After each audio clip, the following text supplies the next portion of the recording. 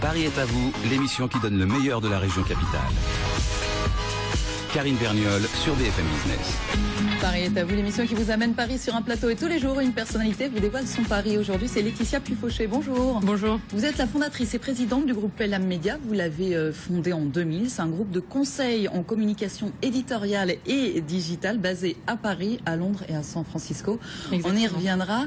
Mais vous venez d'être récompensée. Vous avez été élue femme en or dans la catégorie entreprise par un magazine féminin. Pourquoi? Pour quelles raisons? Qu'est-ce qu'on reconnaissait là en vous? Alors vous vous doutez bien que je me suis posé la question, mais pourquoi moi? Et que je leur ai posé la question, mais pourquoi moi? Parce que des femmes en or dans l'entreprise, il y en a beaucoup, de plus en plus, et de plus en plus, et c'est super. Et ce qu'ils m'ont indiqué, c'est qu'ils ont souhaité, dans cette année 2013, là, qui s'est achevée, mettre l'accent sur un entrepreneur, et puis aussi sur ce nouveau média, enfin qui n'est plus si nouveau que ça, qui était Internet. Voilà. Donc ils avaient souhaité, dans ces périodes de crise, mettre l'accent sur un entrepreneur. Mais tant mieux, ça renouvelle un petit peu le genre, parce que c'est vrai que les femmes chefs d'entreprise, il y en a de plus en plus, on entend toujours un petit peu les mêmes. Donc là, peut-être que vous allez avoir de plus en plus voix au chapitre. En tout cas, c'est une belle visibilité pour vous. Écoutez, oui, je découvre un petit peu tout ça, mais effectivement, oui, il y a pas mal de reprises médias, il y a une belle visibilité. Je suis contente pour mes collaborateurs et puis pour mes clients. Je pense que c'est toujours bien de voir un peu son travail reconnu, et si c'est un peu par mois, bah tant mieux. Voilà. Et d'autant que c'est important pour vous quand même une telle reconnaissance. J'écoutais une interview de vous, je crois que vous disiez finalement on récompense les meilleurs ouvriers de France et on récompense assez peu les meilleurs chef de PME ou de TPE. J'ai oublié que j'avais dit ça. J'ai certainement dû dire ça. Je pense pour la positive, quand à l'époque il y avait entre guillemets les prix Gazelle. Enfin, c'était Renaud Dutreil qui avait fait ça en 2005-2006. C'était le top 1% des PME à plus forte croissance. J'avais eu la chance, mon entreprise pendant 2 ans, de figurer dans ce top 1% des entreprises à plus forte croissance. Et donc je disais que oui, je trouvais que c'était une belle initiative, effectivement, de récompenser un petit peu, juste de donner de la visibilité aux entrepreneurs qui pouvaient comme ça créer de l'emploi, que ça coûtait rien.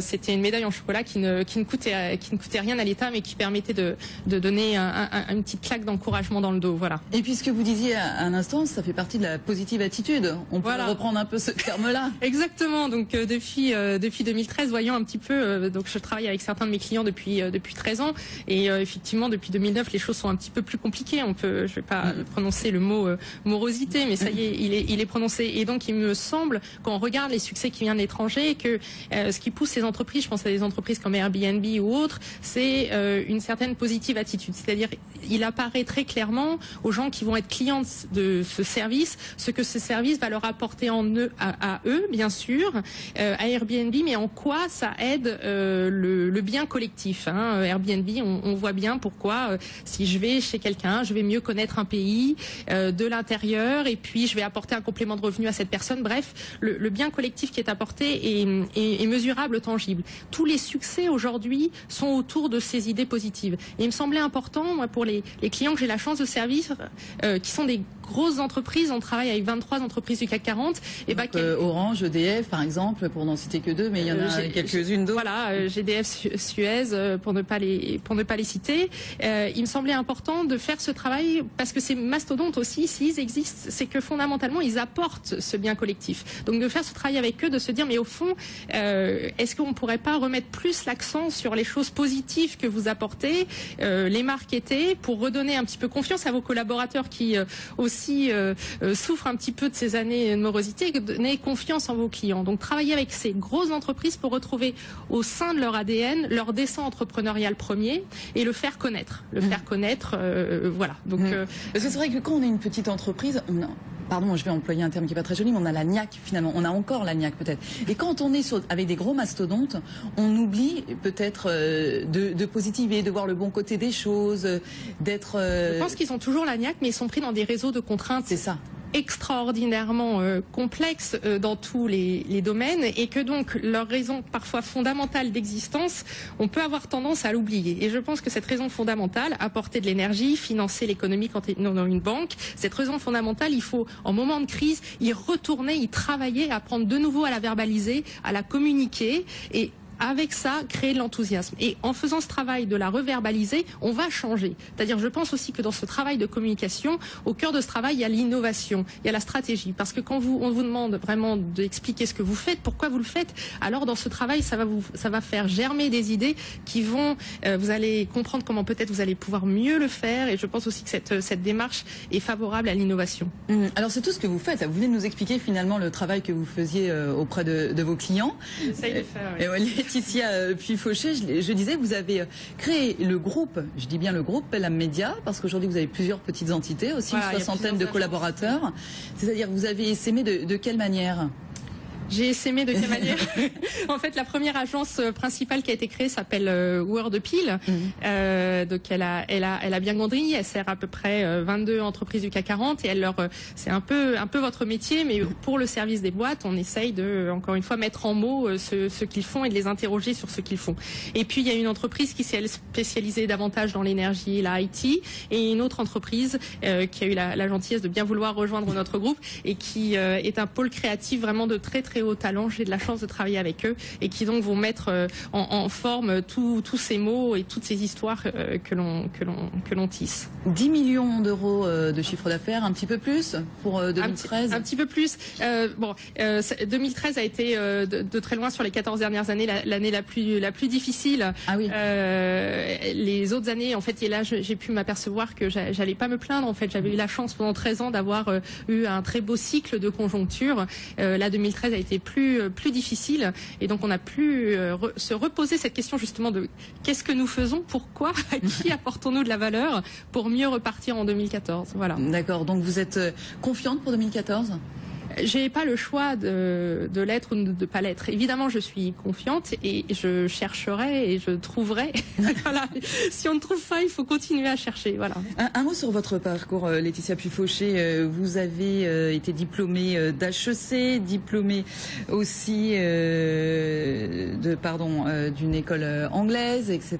La LSI, la LSI. Et quand vous êtes sortie, la création d'entreprise, pour vous, c'était une évidence ? Alors non, pas du tout. Moi, je m'étais promis de jamais créer de boîte parce que je me disais que si j'allais créer une boîte, toute ma vie y passerait, je n'aurais plus le temps pour rien d'autre.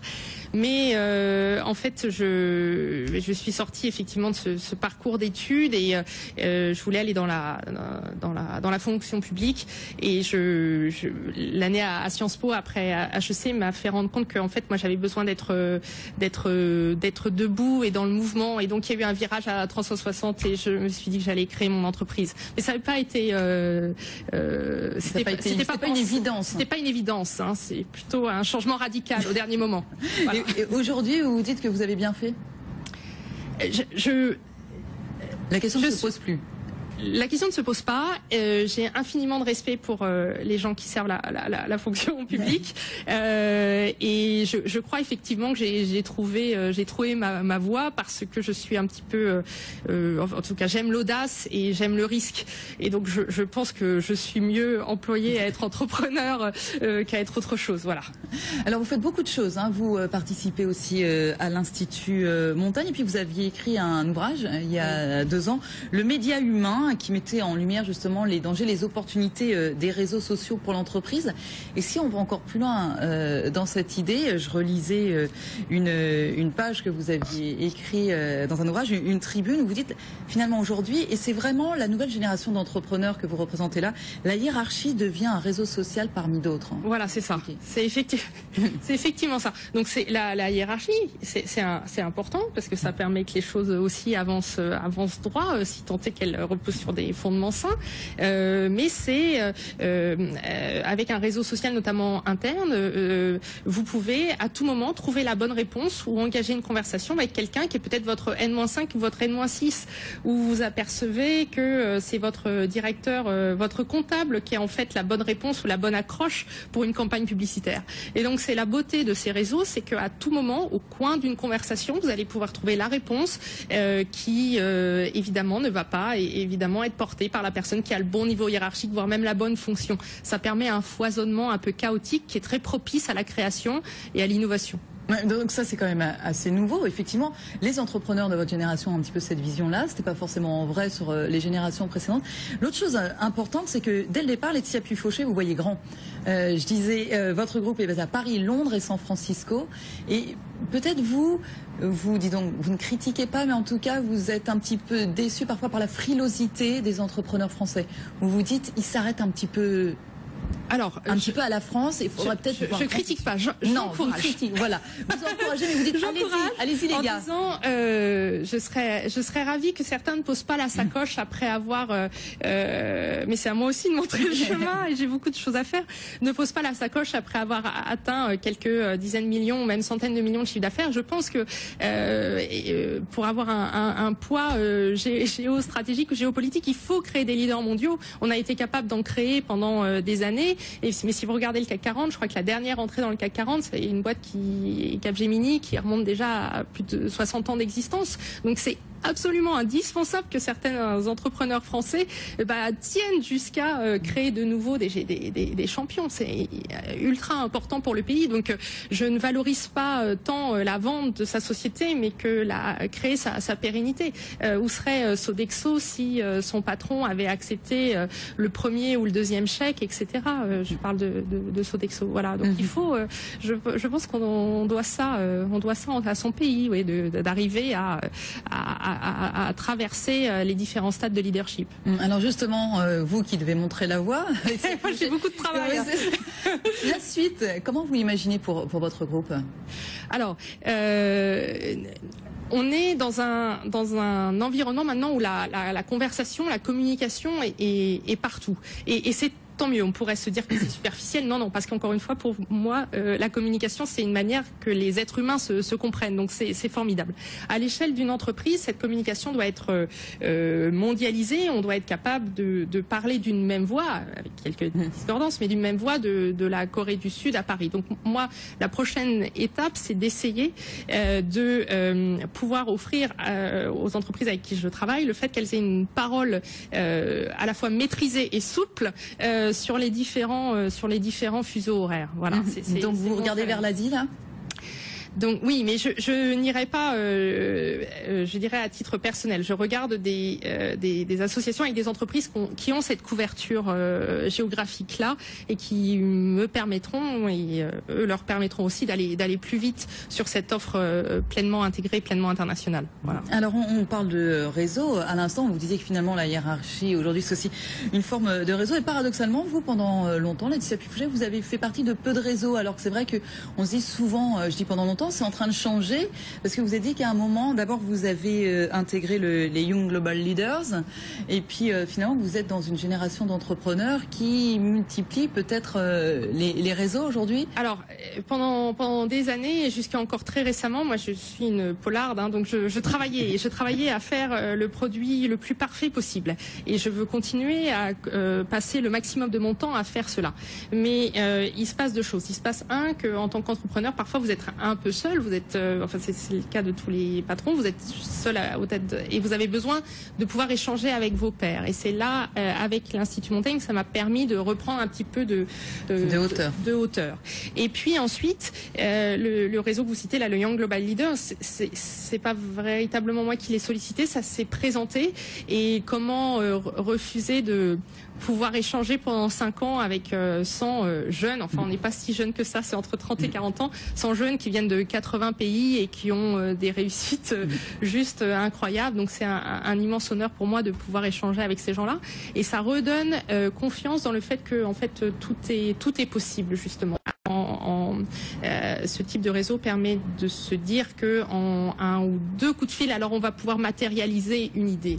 Ça n'apporte pas les choses sur un plateau, ça rend juste plus facile la possibilité d'exécuter ses rêves. Vous ne faites pas partie d'un réseau de femmes entrepreneurs, parce que c'est souvent le cas, on en parle, elles nous disent quand elles viennent dans l'émission, elles nous disent mais oui c'est important justement qu'on serre un petit peu les coudes, qu'on soit plus forte, alors que vous avez 47% de femmes dans votre entreprise.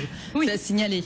Oui, même pendant des années, les femmes étaient majoritaires. J'essaye vraiment de garder la parité 50-50 parce que je pense que de cette parité naît une ambiance de travail la meilleure.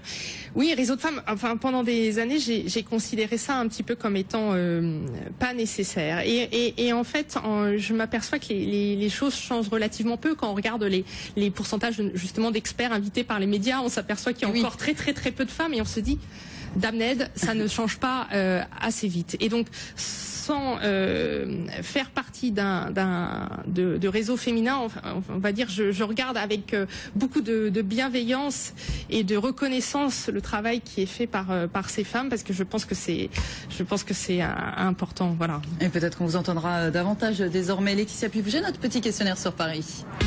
BFM Business, Paris en question. Quel est votre quartier préféré ? Alors là, j'habite dans le 11e arrondissement et j'avoue qu'il me donne entière satisfaction. Très bien, le 11e. Pour un déjeuner d'affaires, quelle est votre adresse préférée ? Alors, j'encanaille un peu mes clients dans la rue des Petites Écuries. Dans le 10e. Dans le 10e, chez Vivantable. Je ne sais pas si vous connaissez, je trouve c'est extraordinaire. C'est une cuisine extraordinaire, c'est la bistronomie, mais c'est extraordinaire. Dans une toute petite salle, voilà. Vous qui voyagez, j'imagine aussi un petit peu, qu'est-ce qui fait que vous auriez du mal à quitter Paris ? Mais moi, moi j'ai un énorme problème depuis que je suis née. Je n'arrive pas à quitter la France. J'aime profondément le pays. Et notamment parce que je monte à cheval et je ne peux pas quitter mes terres et mes chevaux. Donc voilà. Et Paris, c'est le lieu où on va pouvoir s'épanouir et croiser d'autres cerveaux. Donc je suis coûte que coûte parisienne et je le reste. Voilà. Laetitia Pufouché, merci beaucoup à vous. Je rappelle que vous êtes la fondatrice et présidente du groupe Pelham Media, créé en 2000 et qui fait notamment World Appeal. Merci beaucoup à vous. Merci.